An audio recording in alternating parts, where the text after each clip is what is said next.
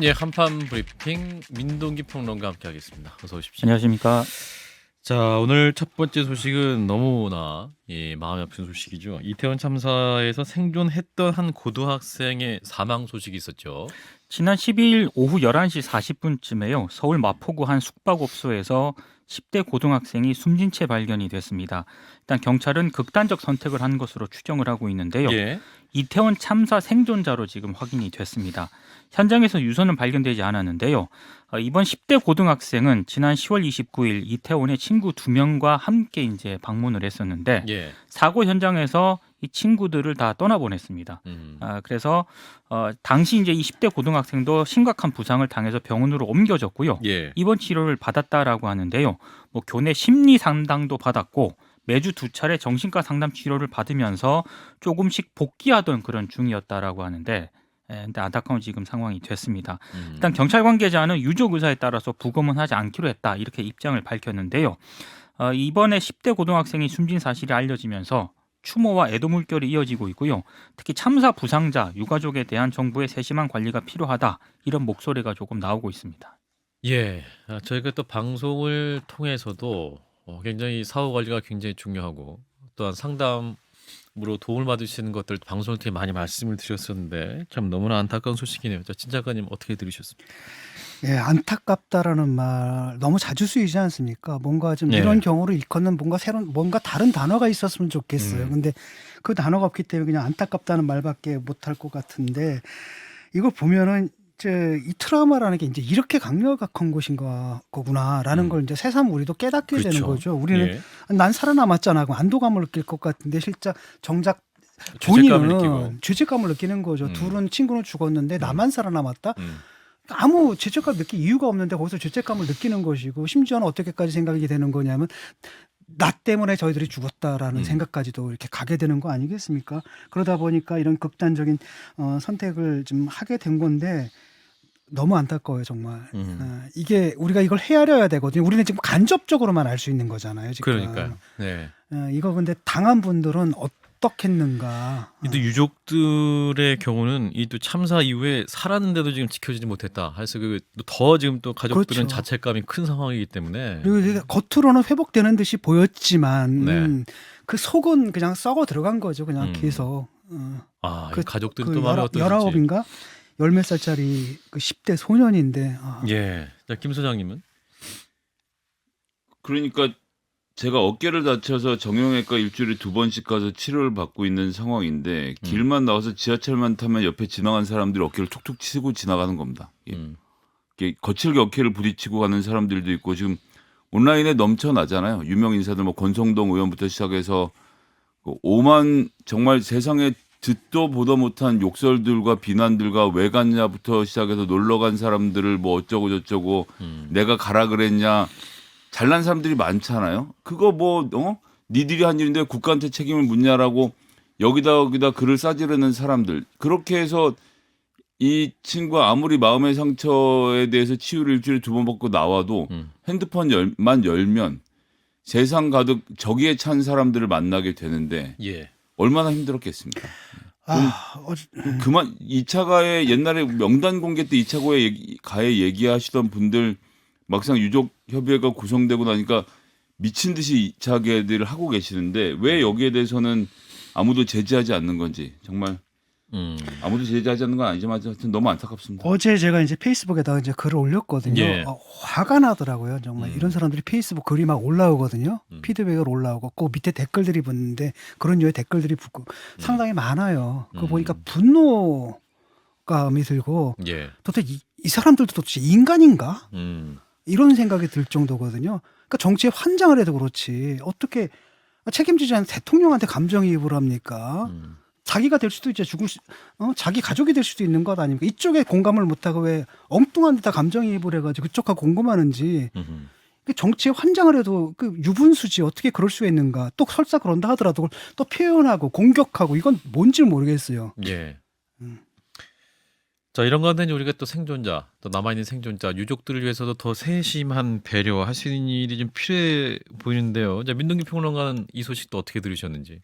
그러니까 지금 진상 조사를 두고 정치권이 지금 논쟁을 벌이고 있잖아요. 그렇죠. 근데 그거와는 별개로 정부가 해야 될 일을 좀 했으면 좋겠습니다. 음. 그러니까 진상 조사를 하는 것도 일단 정부가 해야 될 일이긴 뭐 하지만 국회가 또 뭐 할 일은 있고 네. 또 정부가 할 일은 해라. 생존자가 정말 제대로 정부가 관리를 하고 음. 제대로 지금 그분들에 대해서 정부가 해야 될 일을 하고 있는 것인가라는 일단 의문이 첫 번째로 하나 들었고요. 예. 생존자도 이렇게 트라우마를 극복하지 못하고 스스로 생을 이제 마감하는 경우도 극단적 있는 선택을 경우인데. 하고 있다라고 한다면은 정부가 제대로 역할을 못 하고 있다라는 생각이 들거든요. 예. 그리고 지금 이 또 가족분들의 심정을 헤아려 봤을 때 더 정부가 이 가족분들한테는 신경을 더 써야 되지 않나. 얼마 전에 이런 그 생각이 유가족이 그 암시를 하고 나갔다가 네. 발견된 적이 있지 않습니까? 네. 굉장히 위험한 상태인데 우리가 사실 여기서 인터뷰를 했지 않습니까? 그렇죠. 일단은 국가기관이 여러 곳이 있는데 통합적이지 못하다라는 것하고 음. 그다음에 상당 부분들을 갖다 민간에서 지금 자원봉사로 해결하고 있다라는 것. 그렇죠. 이걸 음. 통일해서 제대화할 필요가 있는 거고 여기까지가 국가가 책임져야 할 사안이거든요. 음. 근데 이 부분이 지금 아직 비어 있는 거죠, 아직도. 예. 네. 자, 이 또 남아 있는 분들을 위한 남겨진 분들의 세심한 관심 필요해 보이고 또 저기 이태원의 목소리 계속해서 좀 추가적으로 또 방송 준비해 보도록 하겠습니다. 자, 주제를 바꿔보죠. 서해 공무원 피격 사건 관련 수사 지금 정점을 향해 가고 있는 상황이죠. 그렇습니다. 일단 서해 공무원 피격 사건에 연루된 박지원 전 국정원장이 오늘 검찰에 출석을 했는데요. 예. 출석 현장 잠시 듣고 오시겠습니다. 저는 국정원을 개혁하러 갔지 삭제하러 가지 않았습니다. 저는 문재인 대통령이나 서훈 실장으로부터 어떠한 삭제 지시도 받지 않았고 또 제가 원장으로서 우리 국정원 직원들에게 무엇도 삭제하라는 지시를 하지 않았습니다. 예. 지시도 받지 않았고 지시하지 않았다. 삭제 지시하지 않았다라는 게 네. 박지원 전 원장의 얘기인 거죠. 박지원 전 원장은 첩보 정보를 수집해 분석한 다음에 대통령께 보고하고 안보실이나 통일부, 국방부 등을 지원하는 게 국정원 본연의 임무다 이렇게 얘기를 했고요. 예. 국정원은 정책 결정 부서가 아니라는 점을 말씀드린다 이런 점을 강조를 했습니다. 기자들이 고 이대준 씨의 자진월북 단정이 좀 성급하지 않았느냐 이렇게 질문을 했는데 예. 여기에 대해서 박 전 원장은 일단 국정원 직원들의 자세를 존경하고 신뢰한다 이렇게 얘기를 하면서요. 분석관의 분석도 절대적으로 신뢰하며 국정원 직원들이 업무를 제대로 했다고 판단한다 이렇게 또 답을 했습니다. 그리고 검찰은 당시 국정원이 서해 피격 사건이 공개될 경우에 남북 관계가 경색이 되고 북한이 국제사회에서 비난받을 수 있다는 취지의 보고서를 작성해서 서훈 전 그 당시 안보실장에게 보고한 것으로 일단 판단을 하고 있는데요. 예. 여기에 대해서 박지원 전 원장은 작성 취지를 기자들이 물었는데 답은 그러한 것을 얘기하는 것은 국정원법 위반이다. 구체적인 내용은 검찰에서 성실하게 답변을 하겠다. 이렇게 얘기를 했습니다. 예, 이제 2년 이제 답변 후에 이제 수사에 출석을 하면서 박지원 원장은 검찰의 수사가 정치적인 수사다 이렇게 비판하고 있는 상황인 거죠. 그러니까 개혁된 국정원을 더는 정체장으로 끌어들이지 않기를 진심으로 바란다라고 얘기를 하면서요. 예. 앞서도 이제 잠깐 들으셨지만 자신은 국정원을 개혁하러 왔지 삭제하러 온 것이 아니다. 그리고 검찰과 감사원을 겨냥해서는 병폐가 가장 피부로 느껴지는 곳이다라고 좀 비판을 했습니다.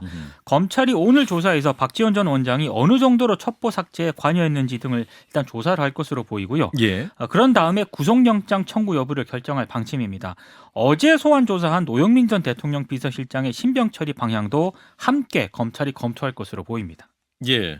자, 이런 가운데 서해 공무원 유족들이 그 문재인 전 대통령을 고소한 상황이기도 한데 그렇다면 이제 과연 수사가 어디까지 이어질 것이냐? 어떤 혐의에 대해서 이렇게 고소를 했던 거죠? 고 이대준 씨의 친형이 이제 문재인 전 대통령에 대한 고소장을 제출했는데요. 예.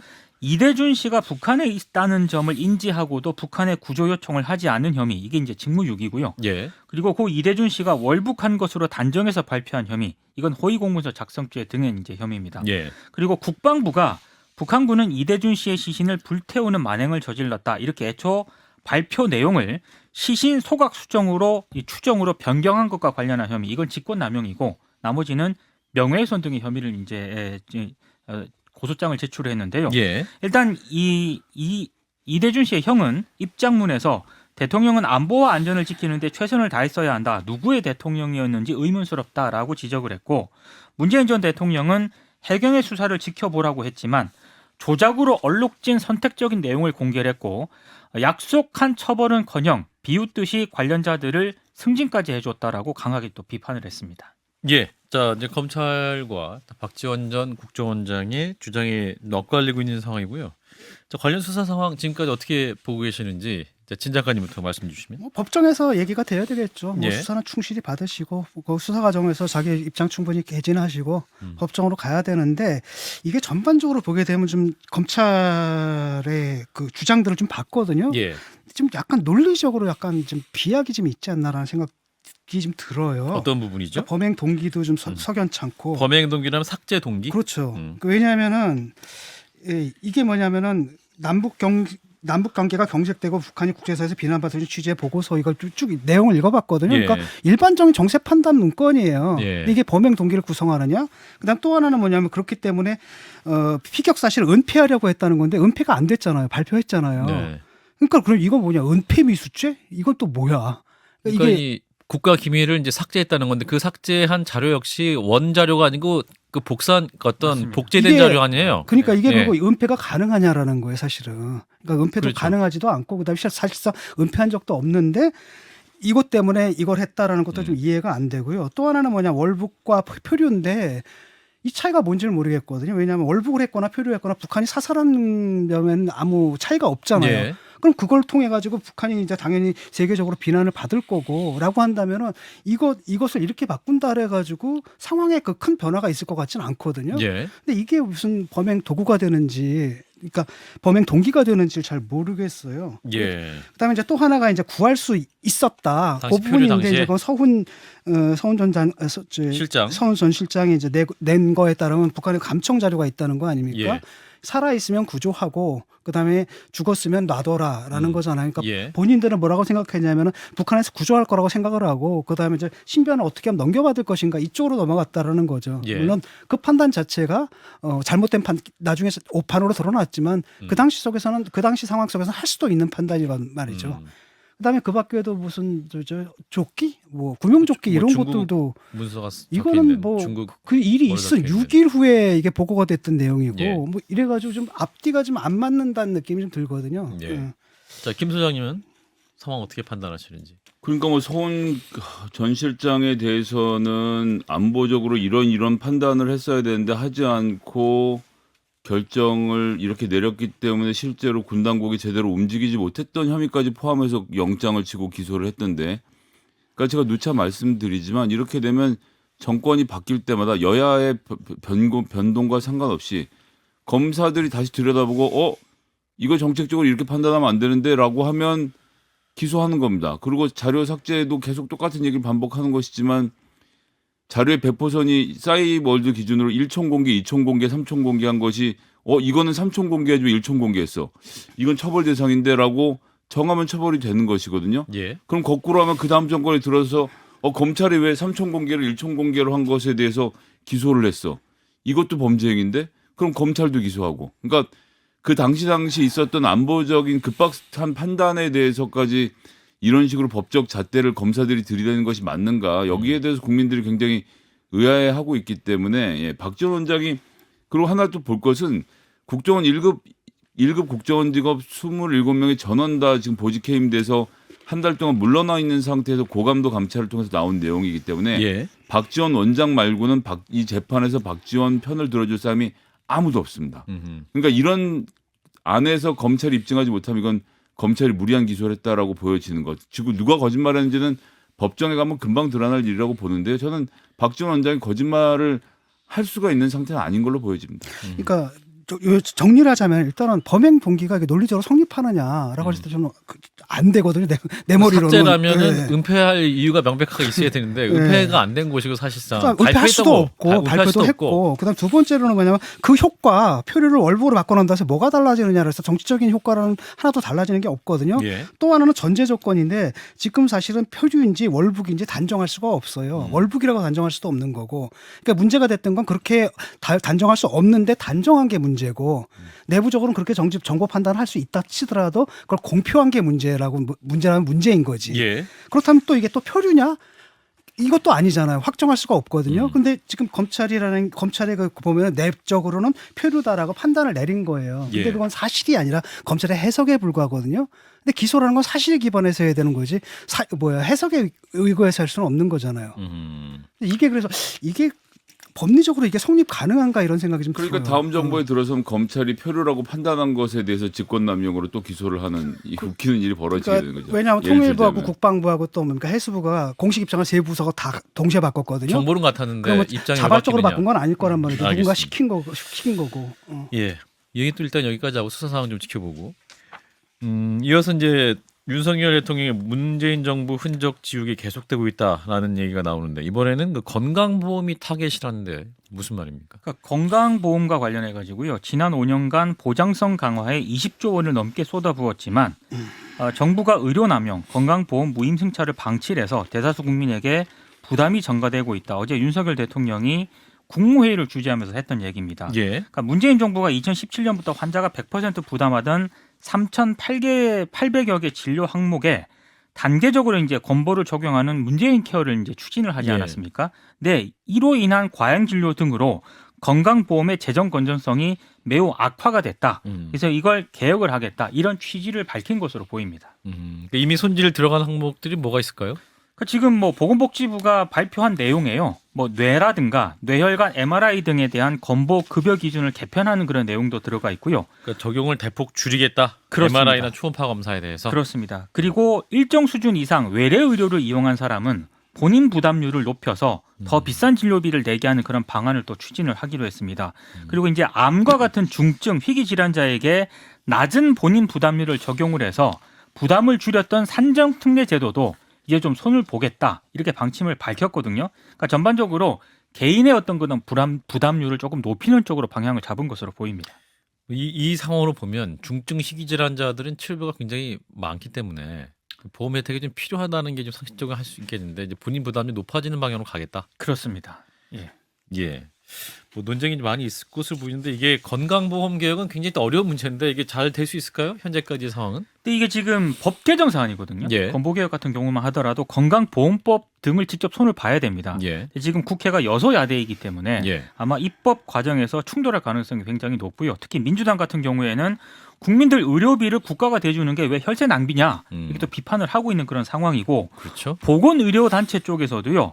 일부 사례를 침소봉대해서 사회연대적 측면이 강한 건강보험에 대해서 대통령이 부정적인 인식을 퍼뜨리는 것은 좀 하면 안 될 일이다라고 좀 비판을 하고 있습니다. 예, 자 건강보험 문제 굉장히 중요한 쟁 때문에 논쟁적이긴 합니다만 또 우리 사회에 또 굉장히 좋은 제도 중에 하나로 평가되고 있는 것이기도 한데 자, 이 부분 신 작가님 어떻게 들으셨는지? 뭐 선볼 부분이 있으면 선봐야 된다고 생각을 하거든요. 미세 예. 조정을 해야죠. 어떤 제도든 간에 항상 제도는 허점이 있기 마련이거든요. 그렇죠. 그리고 그걸 이용하는 사람도 있기 마련인데 그렇다고 해서 그 제도 자체가 잘못된 건 아니지 않습니까? 그렇죠. 우리가 지금 65% 보장하고 있지 않습니까? 예. OECD 평균이 80%예요. 상당히 모자라고 있고 앞으로 그 방향으로 나가야 되는 거죠. 이게 국가의 방향인 거죠. 예. 그리고 이 방향은 박근혜 정권, 그다음에 이명박 정권, 박근혜 정권, 문재인 정권 이어서 여야를 초월해가지고 진보 보수를 초월해가지고 같이 일관되게 진행된 방향인데 지금 이걸 스톱을 하겠다는 거죠. 그래서 문재인 케어가 이제 포퓰리즘이라고 하는데 저는 이거야말로 포퓰리즘이라고 봐요. 현 정부의 왜냐하면 정책 자체가 몇 개 사례들 있잖아요. MRI 말 이용한다라든지 이게 몇 초음파 가지 검사. 보게 되면 몇 가지 아주 돈이 많이 들어가는 지역적인 제도도 있죠. 사안들이고 예. 그걸 다 합쳐도 그걸 통해 가지고 얻어지는 절감 효과라는 게 얼마가 안 될 거예요 아마. 예.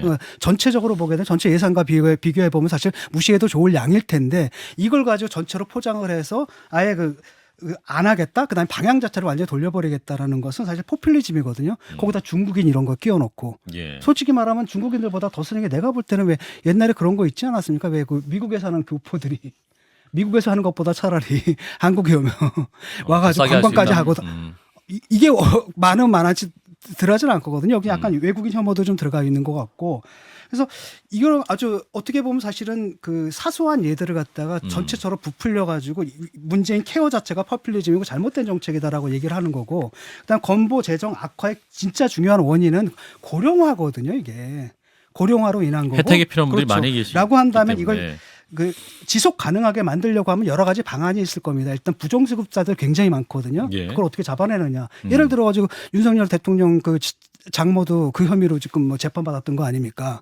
그다음 또 하나는 뭐냐면은 나 같은 사람도 100만 원 넘게 내는데 많이 볼 때는 아니 60억까지 김건희 씨 7만 원 냈단 말이죠. 이건 아니지 않습니까? 예. 이런 부분에서 좀 제대로 부담을 시킨다라든지 이런 쪽으로 가야 되는 겁니다. 특히 이제 수사는 잘 하시잖아요. 예. 그러니까 그쪽으로 좀 해서 부정수급을 막고 그다음에 또 하나는 그 낼 사람들 좀 많이 좀 내고 예. 제대로 내게끔 해야 되는 거지. 아니 저는 억울하지 예. 않습니까? 내가 무슨 내가 자산도 없는데 빌라 사는 사람이 100만 원을 내는데 예. 60억 가지고 예, 알겠습니다. 의료보험비를 얼마나 내는지까지 공개해 거기 주셨는데 뭐 자, 김 아니, 소장님. 강남 사는 사람이 어르신 저렇게 방송하면 청취자분들이 연수익이 얼마인지를 다 짐작할 텐데 그걸 한 본인만 번, 모르시는 딱 거예요. 한 번 작년에 한파승부 출연료는 아무 관계 없을 말씀드리겠습니다. 작년이라고 하는 거 보니까 관계가 있는 거 아, 같아요. 거기서 강연을 많이 하신 걸로 우리가 계산하도록 하겠습니다. 자 예. 보면 이제 윤석열 대통령께서 문재인 케어하니까 이게 사실 문재인 대통령이 본인 이름을 돋보이게 하려고 한 건데 진짜 원래 이름은 김대중 노무현 이명박 박근혜 문재인 케어거든요. 네, 예. 맞아요. 그래서 이것이 그 새누리당 정권의 레가시라는 점을 좀 꼭 알아주셨으면 좋겠다. 그래서 보장성을 더 높이는 방향으로 가야 되는데 그 방향을 최초로 꺾으신 대통령이라는 점에서 이거 앞으로 큰 좀 걱정이 되고요. 그 평균 80%에 근접 못하고 있다는 말은 다른 말로 하면 많은 국민들이 아직도 돈이 없어도 치료를 못 받고 있는 것이 지금의 현실이라는 점을 좀 하나 짚어놓고요. 그리고 예. 뭐 20조의 돈을 쏟아 부었다라고 하시는데 그걸로 지난 5년 동안 4,477만 명이 평균 한 50만 원 정도 혜택을 보신 거예요. 그렇게 우리가 혜택을 보려고 평소에 돈을 내고 있는 것 아닙니까? 그럼 의료보험의 정책을 좀 이해하신다면 중국 사람 이런 얘기 자꾸 하지 마시고 의료 보장성을 어떻게 높일지에 대해서 좀 토론을 했으면 좋겠는데 방향을 꺾어서는 절대 안 된다라고 생각해서 이 점에 대해서는 민주당이 좀 격렬하게 저항을 했으면 좋겠습니다. 알겠습니다. 관련 또 토론은 나중에 진행을 해보도록 하고요. 자, 행안부 내 경찰국 신설에 반대했던 유사명 총경이 결국 중징계를 받았는데요. 지금 연결됐다고 합니다. 그래서 유 총경을 연결해서 일단 말씀을 듣고 관련 이슈 짚어보겠습니다. 총경님 나와 계시죠? 예, 안녕하십니까. 유삼령 총경입니다. 예, 총경님. 자, 어제 정직 3개월의 징계를 통보받으셨더군요. 네, 그 순간 담담하다 이렇게 말씀하셨어요. 어떤 마음이셨을까요? 예, 담담했습니다. 저는 그보다 더 큰 징계가 예상이 됐었는데, 예. 예상했거나 예상할 것보다 조금 약하기 때문에 약하게 받았다. 예. 그 큰 징계면 어떤 징계 수준까지 예상하셨던 겁니까? 그러면? 그러니까 직을 떠날 수 있다고 생각했죠. 직을 떠나게도 될 수 있을 것이다. 예. 근데 지금 징계 사유 자체가 국가공무원법상 복종 의무 위반, 공무원 품위 위지 위반입니다. 자, 이 부분에 대해서 이번 징계에 대한 경찰 내부 분위기는 어떻습니까? 저거는 말도 안 된다는 이야기였습니다. 아, 경찰들 내부에서는. 예, 내부에서도 그렇고 외부에서도 그렇고 안 된다고 제가 그 징계위원회 가서 그랬습니다. 제 징계에 대해서 우리 경찰관의 대부분이 지금 한 마음으로 상하를 불문하고 한 마음으로 반대를 하고 있고, 예. 국가인권위원장도 안 된다 했고, 경찰인권위원장도 안 된다 하셨고, 국민의 과반수가 우리 경찰의 경찰국 반대를 지지한다 했는데, 예. 왜 제가 징계 사유가 되느냐 그런 말씀을 드렸습니다. 예. 근데 이제 경찰 지휘부 내에서는 총경 회의 당일에 이제 지시를 거부한 사유보다는 이제 이후에 기자회견이나 언론 인터뷰를 더 문제 삼은 것으로 지금 알려지고 있는 상황이죠. 그래서 이것이 어떤 국가공무원 경찰 행보라기보다는 정치인에 가까웠다. 그런 의미에서 좀 징계가 더 내려졌다라는 평가가 있습니다. 이 부분은 어떻게 말씀하시겠습니까?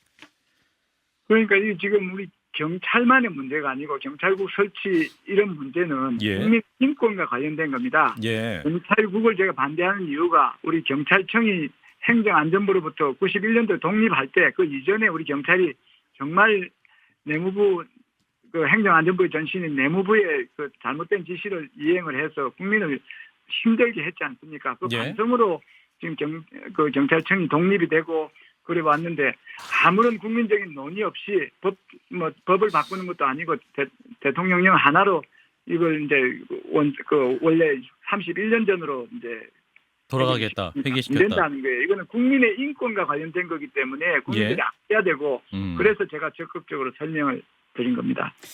그 애초에 정직 1개월 정도를 생각했지만 지난 정직. 그 8일 날 징계위 출석 전에 기자들과 만난 자리에서 했던 발언이 중징계 이유가 됐다는 뭐 얘기도 있거든요. 특히 경찰국 설치가 이태원 참사에 영향을 줬다, 원인이 됐다 이런 취지의 발언을 하셨는데 제가 볼 땐 이게 양자가 좀 인과관계가 너무 희박해 보이거든요. 네, 경찰국 설치 이태원 참사가 이렇게까지 대응이 좀 약화된 이유가 되었다 이렇게 판단하신 겁니까, 총경님께서는? 예, 제가 지금 그 경찰국을 반대할 때 뭐라고 했는가 하면 예, 이 경찰국이 설립이 되고 그래 하면 경찰국의 존재 자체만 해도 예, 이게 지금 경찰이 인사권을 쥐고 있기 때문에 경찰의 관심들이 인사권을 지금 그쪽을 향하게 되면 예. 그동안 국민을 향하던 그 경찰의 관심이 그 경찰 인사권을 가진 쪽으로 하게 되면 국민을 정지게 되고 그리 되면 국민의 인권을 침해할 소지가 많다고 여러 차례 말씀을 드려놓은 게 있습니다. 그렇죠. 그 자료 화면 확인해 보시면 알 거예요. 예, 이번 일도 그런 겁니다. 그게 이태원 그게 그날 참사 당일날 그 이전까지는 잘 배치하던 그 경찰 안전 인력을 거기에는 국민의 안전과 관련된 인력은 배치를 안 하고 대부분의 경력을 그 경비병력은 경호와 경비에 그다음에 사복은 마약 수사에 그래 배치한 게 지금 확인되지 않습니까? 예. 그러면 국민의 안전이 우선이었던 우리 경찰이 왜 그러면 그 경호와 경비가 더 우선이 됐겠느냐? 그거는 이제 인사권을 가진 그쪽에 관심이 더 많기 때문에 그럴 가능성이 있다 했지 제가 직접적으로 바로 확정적으로 말씀드린 건 아니었지 않습니까? 예. 이 부분에 대해서는 충분히 이게 이태원 참사와 경찰국 설치가 무관하지 않을 가능성이 있다. 이렇게 멘트를 한 겁니다. 경찰국이 신설되고 좀 분위기 변화가 느껴지시던가요? 지금 어떻습니까? 예, 지금 인사식입니다. 경찰 그 고위직 인사식이에요. 예. 그 고위직 이거 인사를 앞둔 사람들은 전부 다 경찰국을 통해서 행정안전부하고 연결하려는 거예요. 그쪽에 잘 보이려고 그쪽하고 연결하려죠. 이게 지금 중징계 요구가 윗선에서 좀 개입이 돼서 나왔다라는 이야기도 좀 들렸고 총경님께서도 부정하지 않겠다고 답변하셨는데 이게 지금 실제로 뭐 경찰 지도부에서는 음모론 자기들이 정했다 이렇게 말씀하시는데 어떻게 보고 계십니까? 그래서 제가 그 근거를 말씀드렸지 않습니까? 시민감찰위원회라는 제도가 있습니다. 이거는 예. 원래는 지휘관 경찰청장이 징계위원회에 징계를 요구를 합니다. 이 사람을 징계해 주십시오. 시민들에게 시민감찰위원회. 아니요. 원래는 징계위원회에 요구를 합니다. 바로 이제 요구를 하게 돼 있는 거예요. 예. 경찰청장이 징계권자가 징계위원회에 이 사람을 징계해 주세요. 경징계나 중징계를 정해서 정징계를 해주세요. 중징계를 이렇게 결정을 해서 알리게 되어 있습니다. 그럼 예. 징계를 하는데 예. 그 중간에 무슨 절차를 넣을 수도 있고 뺄 수도 있는 게 시민감찰위원회입니다. 시민감찰위원회는 안 해도 되는 절차입니다. 그런데 경찰청장이 생각하기에 여러 가지 부담이 있고 시민들 의견을 한번 들어보면 편리하기도 하고 또 나중에 이제 여러 가지 문제를 할 수가 있다 할 때는 시민감찰위원회의 권고를 받아서 그 권고대로 이제 징계 요구를 하면 그 경찰청장은 정치적인 그 징계 결정하는 부담에서 벗어날 수 있기 때문에 그렇죠. 할 수 있는 제도인데 예. 안 해도 될 시민감찰위원회를 해서 경징계를 받아놓고 그거하고 반대되는 중징계 요구를 했기 때문에 아하. 이거는 경찰청장이 뜻이 아닐 가능성이 있다 이렇게 설명을 드린 겁니다. 아하. 그러니까 이제 경찰청 시민감찰위에서 경징계 공고를 하면 경찰청장 역시도 관례대로 경징계를 할 수밖에 없는데 결론적으로는 아니고 중징계가 그거는 나왔기 때문에 결국 잠깐만요. 이것은 윗선에 영향이 있을 수밖에 없다는 판단하신 거다라는 말씀인 거죠. 그렇죠. 예. 그 윗선에 대해서 이제 장관보다 윗선이라고 하셨어요. 그럼 대통령실. 장관보다 윗선이라고 제가 말씀드린 적은 없고 제 멘트를 정확하게 다시 한번 더 반복을 하면 예. 경찰청장은 아까 같은 그런 이유로 자기 뜻이 아닐 가능성이 있고 경찰청장이나 지금 장관님은 자기 코가 석자지요. 그러니까 정신적인 여유가 없다 이렇게만 말씀드리겠다 발언을 하셨고 그래서 이제 대통령이 뜻일 수도 있다라는 생각하시냐 했더니 부정하지 않겠다라고 말씀하셨기 때문에 그럼 긍정하신 거잖아요, 그죠? 부정하지 않는 거하고 알겠습니다.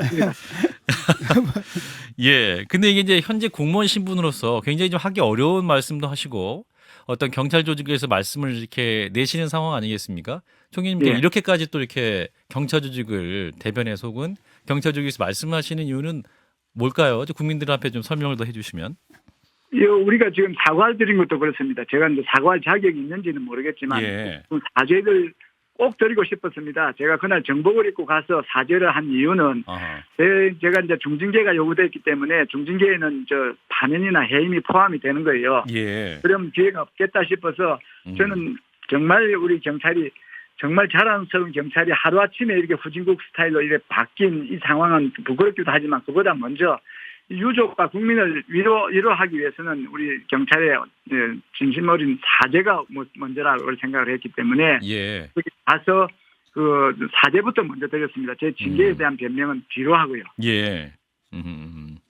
아까 질문 뭐였죠? 예. 그래서 이렇게까지도 이렇게 공무원 신분으로서 어떤 정부의 조치에 대해서 강력하게 경찰 조직을 대표해서 이렇게 반하는 말씀하신 이유가 무엇인지에 대해서 질문을 예, 드렸습니다. 그건 옳지 않기 때문입니다. 옳지 않기 때문이다. 경찰국 설치가 국민의 인권을 보호하는 건지 그런 안전을 위험하는 건지 계속 반대를 하고 우리 경찰서장들은 대부분 한 30년 이상 안전 업무를 하던 분이고 경찰 업무를 하던 분인데 이런 분들이 대부분이 반대할 때는 무슨 이유가 있다고 참 들어봐야 되는데 예. 그런 들어보는 절차 없이 아주 속전속결로 이제 경찰국을 설치해버렸지 않습니까? 예. 우리 잘하던 수십 년 동안 안전에 잘하던 우리 경찰을 이거 취임하자마자 흔들어버린 겁니다. 이 흔들린 경찰과 이 주변 기관들의 잘못이 이제 이렇게 시너지가 돼서 나쁜 시너지가 돼서 이제 이태원 참사가 났을 수가 있으니까 잘하던 경찰 시스템 그대로 우리 익숙하고 잘하던 경찰 시스템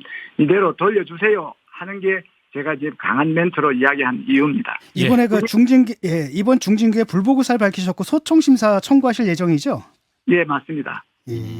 그렇군요. 만약에 여기서 구제를 받지 그게 못하면 왜 그런지 잠시만요. 왜 그런가 하면 예. 저는 얘도 이제 억울하다 그랬고 제 문제가 아니고 아하. 정말 오래간만에 그 대부분의 경찰서장들이 30몇 년 만에 이렇게 정부에 이렇게 반대해서 일하는 건 처음이니까 용기를 많이 냈고 예. 역사적인 의미가 있는 이런 우리 경찰서장 회의가 불법으로 이렇게 규정이 되고 제 징계가 받는다 하면 영원히 그건 잘못된 행위로 남는 거죠. 아하. 그래서 경찰관들이 공개적으로 의견을 밝히는 것이 앞으로 더 막는 계기가 될 수 있기 때문에 더더욱더 이렇게 싸움에 나서는 것이다라는 말씀이신 것 맞습니다. 같습니다. 그런 이야기입니다. 예, 말씀 여기까지 듣겠습니다. 고맙습니다. 감사합니다. 네, 유삼영 총경이었습니다. 자, 관련 징계 절차에 대한 이야기 들으셨는데 한 말씀씩 듣고 마무리하겠습니다. 진 작가님부터. 이게 그렇거든요. if 중징계 시민감찰위원회에서 그럼 중징계예요. 근데 if 경징계 그래도 중징계입니다. 답은 정해져 있고 예. 그럼 이걸 왜 거쳤느냐라고 했을 때 자기도 사실 약간 오더를 받은 정황이 있는 거죠. 이걸 갖다 뭐랄까 시민감찰위에서 같은 결론을 내주면 참 좋잖아요. 위에서 지킨 게 아니라 시민들의 뜻이었다라고 하려다가 그게 잘 안 돼 버린 거죠. 자, 김 소장님. 이상민 장관이 경찰국을 신설한 이유는 경찰의 인사권을 행사하기 위함 아니었습니까? 그렇게 주장했잖아요. 근데 징계는 경찰이 알아서 한 것이고 윗선은 모르겠다라고 말하는 것은 뭔가 좀 어색함이 있죠. 그러니까 책임질 일은 누가 했는지를 말하고 책임을 졌으면 좋겠습니다. 여기까지 마무리합니다. 민동기 평론가님 수고하셨습니다. 고맙습니다. 좋아요. 구독. 알림 설정.